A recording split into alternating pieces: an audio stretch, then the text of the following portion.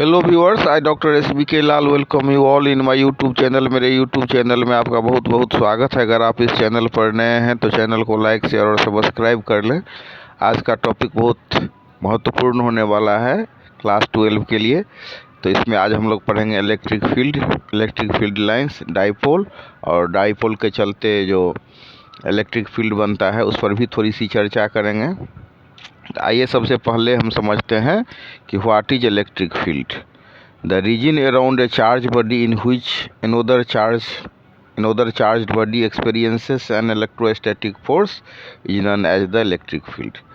तो कोई भी जो हम एक चार्ज लेते हैं, चार्ज बॉडी लेते हैं, किसी वस्तु पर चार्ज है तो उसके चारों ओर एक फील्ड क्रिएट होगा। और कहाँ तक होगा कि जहाँ तक जिस क्षेत्र में, जिस बिंदु तक, जिस सीमा के भीतर किसी दूसरे चार्ज वस्तु को हम लाते हैं, चार्ज बॉडी को लाते हैं तो बल अनुभव करेगा, तो वही इलेक्ट्रिक फील्ड हो गया। मतलब हम एक वस्तु ले लिए, वो वस्तु कैसा है तो चार्ज्ड बॉडी है। We are taking a body and that very body is charged, और and the region around a charge body in which another charge body experiences an electrostatic force. और वो जो हम चार्ज बॉडी ले रहे हैं तो उसके चारों ओर का ऐसा क्षेत्र जिसमें दूसरा जो चार्ज बॉडी को हम लाते हैं तो वो इलेक्ट्रोस्टैटिक फोर्स का अनुभव करता है, तो वही इलेक्ट्रिक फील्ड होता है। अब मान लीजिए कोई इलाका है, तो इलाका का हीरो है, तो उसका प्रभाव कहाँ तक है तो वही उसका फील्ड हो गया, उस हीरो का फील्ड हो गया। उसी हिसाब से इलेक्ट्रिक चार्ज का कहाँ तक प्रभाव है तो वही उसका इलेक्ट्रिक फील्ड हो गया। अब सैद्धांतिक रूप से तो ये अनंत तक होगा, लेकिन व्यवहारिक रूप में ऐसा नहीं होता है। अब इलेक्ट्रिक फील्ड का जो हम एक्सप्रेशन निकालेंगे तो उसके लिए दो चीज़ को समझना बहुत ज़रूरी है। एक है हमारा सोर्स चार्ज और दूसरा है हमारा टेस्ट चार्ज। आइए समझते हैं कि व्हाट इज सोर्स चार्ज।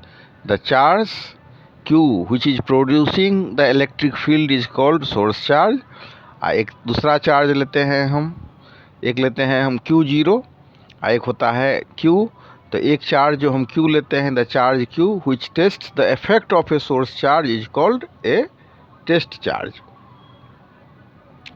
इसको समझ लेने के बाद फिर हम देखेंगे कि इलेक्ट्रिक फील्ड लाइंस के बारे में समझेंगे। प्लस चार्ज का जो इलेक्ट्रिक फील्ड लाइंस होता है वो मतलब आउटवर्ड होता है, और जो माइनस चार्ज होता है उसका इनवर्ड होता है।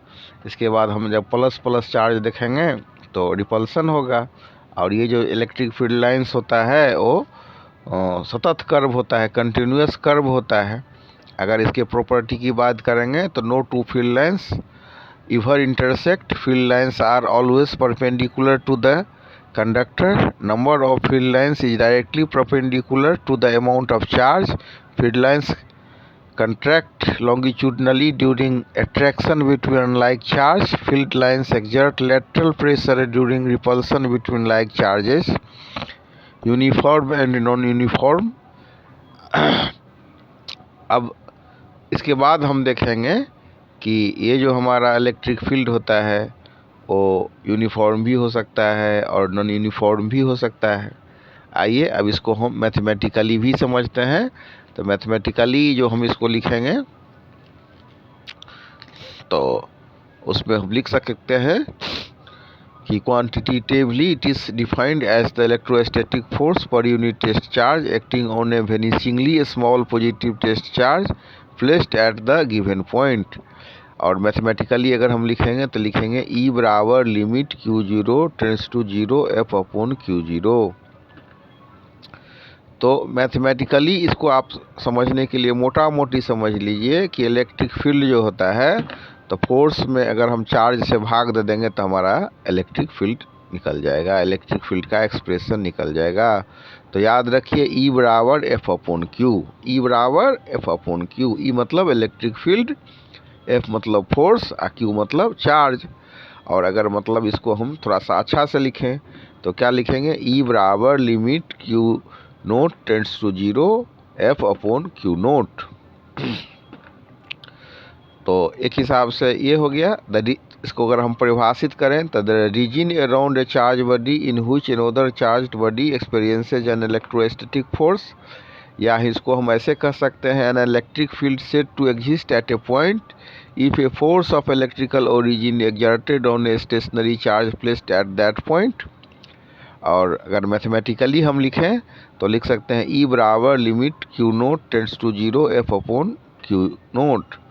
अब इलेक्ट्रिक फील्ड कौन सा क्वांटिटी है, तो वेक्टर क्वांटिटी है। Electric field is a vector quantity whose direction is same as that of the force exerted on a positive test charge।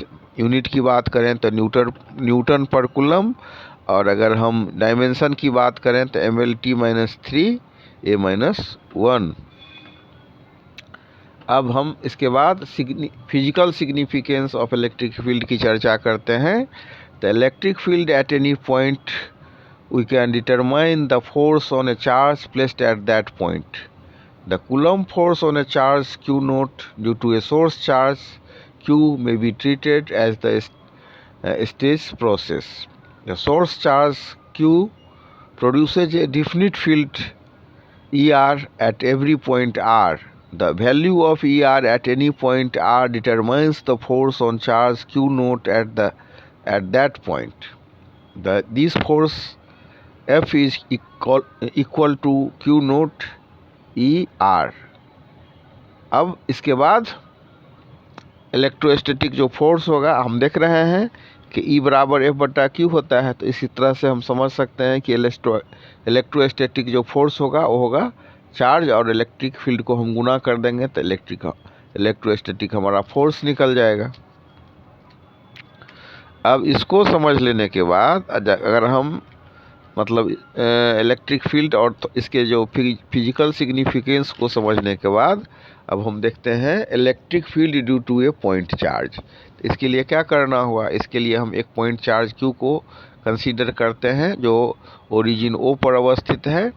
We में consider a point charge Q placed at the origin O।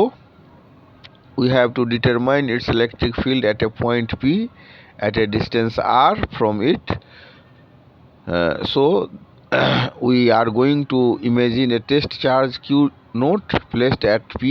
According to Coulomb's law, the force on charge Q naught is F is equal to 1 by 4 pi epsilon naught Q naught upon R square R, where R is a unit vector in the direction from Q to Q. Electric field at point P is E बराबर F upon Q0 बराबर 1 by 4 pi epsilon note Q R square. अब ये जो हमारा यहाँ पर हम देख रहे हैं दो चार्ज है, O पर जो Q चार्ज है ये हो गया सोर्स चार्ज, और P पॉइंट पर जो Q नोट चार्ज है वो हो गया टेस्ट चार्ज। अब magnitude of the field E, अब E इलेक्ट्रिक फील्ड E का जो हम मैग्नीट्यूड निकालेंगे तो हो जाएगा E बराबर 1 by 4 pi epsilon note Q upon R square, और E is proportional to 1 upon R square। This means that at all points on the spherical surface drawn around the point charge, the magnitude of E is same as and does not depend on the direction of R. Such a field is called spherically symmetric or radial field। तो इस तरह से हमने spherically symmetric electric field को समझा, या जिसका दूसरा नाम रेडियल फील्ड भी होता है, जिसको हम रेडियल फील्ड भी कहते हैं। अब हम लोग देखते हैं कि electric field due to a system of point charge. तो पॉइंट चार्ज के चलते फिर हम इसमें भी क्या करेंगे, तो F1 को कैलकुलेट करेंगे। फिर F1 का वैल्यू होगा 1 by 4 pi epsilon note Q naught upon R1 IP square R1P। और इसी तरह से फिर हम E1 को कैलकुलेट करेंगे जो होगा F1 अपॉन Q नोट, तो बराबर हो जाएगा हमारा 1 by 4 pi epsilon note Q R1P square R1P। फिर इसी तरह से E2 को कैलकुलेट करेंगे जो हो जाएगा 1 by 4 pi epsilon note Q R2 square P R21। इसके बाद जो हमारा F1 का जो वैल्यू है सब, उसके बाद हम पहले E का वैल्यू करेंगे। E जो हो गया हमारा इक्विवेलेंट जो इलेक्ट्रिक फील्ड है, तो हो जाएगा ई बराबर E1 जोड़ E2 जोड़ दैट सो ऑन En, सबका हम वैल्यू जैसे E1 का वैल्यू निकाले हैं E2 को सबको जोड़ लेंगे, तो ये हो जाएगा हमारा 1/4πε0 समेसन I बराबर 1 to n Q1 upon RI P² R1P। इस तरह से हम इलेक्ट्रिक फील्ड को निकाल सकते हैं due to a system of point charge. अब इसको कर लेने के बाद अब हम समझते हैं electric field lines. An electric field lines of a force may be defined as the curve along which a small positive charge would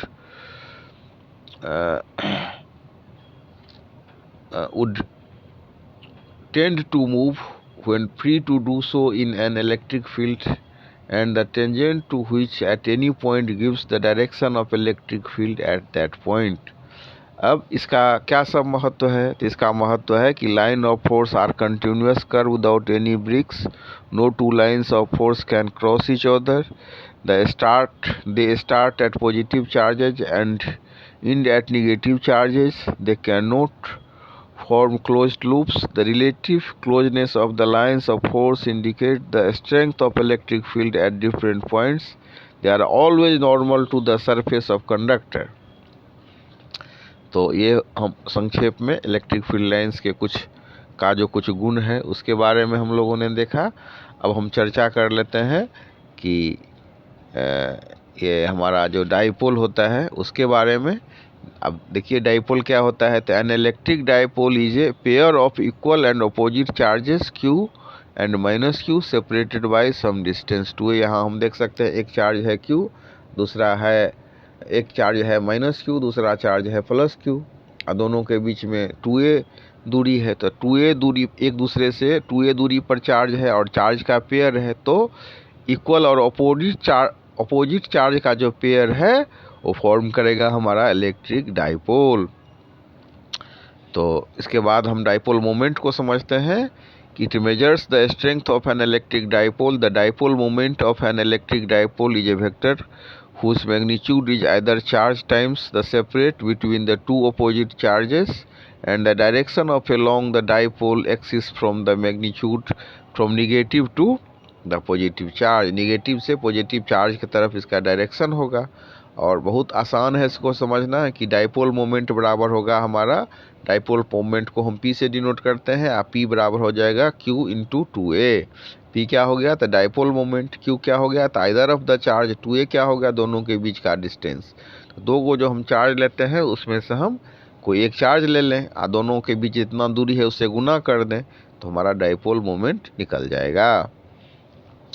तो अब डाइपोल मोमेंट के चलते भी क्या होता है कि डाइपोल मोमेंट के चलते भी हमारा इलेक्ट्रिक फील्ड बनता है। तो इसमें भी अलग अलग